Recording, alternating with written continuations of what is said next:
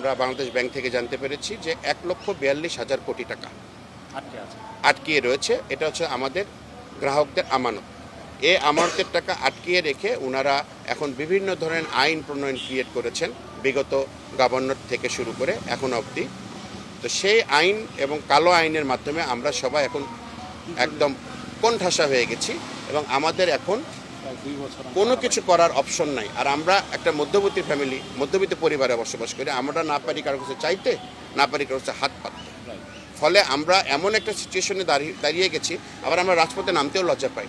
যার কারণে হয়তো আপনারা দেখতে পারেন যে আমাদের লোকজনের সমাগম কম হয়। বাট এই ধৈর্যের বাঁধ যদি একবার ভেঙে যায় তাহলে কিন্তু আর আপনি কখনোই কাউকে ঘরে বসে রাখতে পারবেন না। আমরা চাই মাননীয় প্রধানমন্ত্রী আপনি আমাদের এই বিষয়টা মানবিক দৃষ্টিতে দেখে জনগণের স্বার্থে এবং আমাদের যারা ভুক্তভোগী আমানতকারী আছি এবং দেশের স্বার্থে হেয়ার কাটকে বাতিল করে সকল লেনদেন স্বাভাবিক করে সামনের দিকে এই ব্যাংকগুলোকে যেন সুন্দরভাবে চলতে পারে তার একটা দৃষ্টান্ত প্রতিস্থাপন করা। আমরা গত দিনে নতুন গভর্নর মহোদয়ের কাছে গিয়েছিলাম।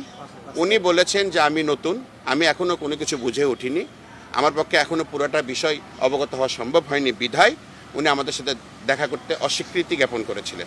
বাট পরবর্তীতে আমরা জানতে পারি উনি শুধু আমাদের সাথে দেখা করেননি, বাকি সকল ব্যবসায়ী মহল এবং এভরিবডির সাথে উনি দেখা করিয়েছেন। বাট উনি আমাদেরকে কোনো মূল্যায়নই করেনি। আপনি জানেন যে এই টাকার এগেনস্টে কিন্তু বাংলাদেশ ব্যাংকের সকল স্টাফ স্যালারি পায়,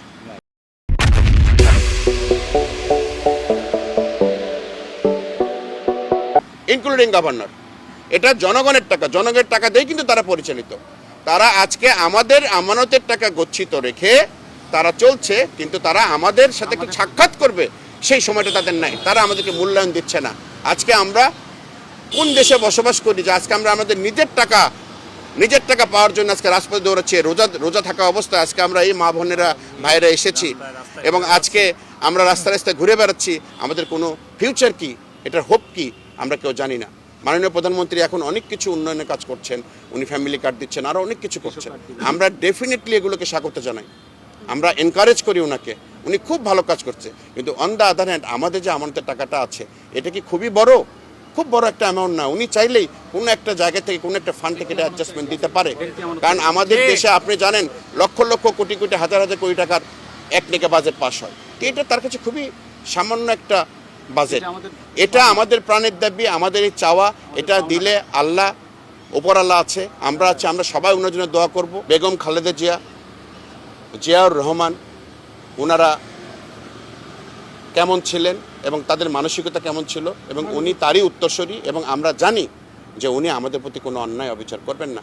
আমাদের এই আজকের প্রেস ব্রিফিংয়ের পরে আমি আশা করি যে উনি এটা অবগত হবেন এবং উনি আমাদেরকে আমলে নেবেন এবং আমাদের প্রতিনিধিকে অ্যাটলিস্ট 8-10 জন প্রতিনিধিকে ডেকে আমাদের সাথে উনি বিফোর ঈদ আমাদের সাথে ডিসকাস করবেন। এটা আমাদের প্রাণের চাওয়া এবং আশা করি।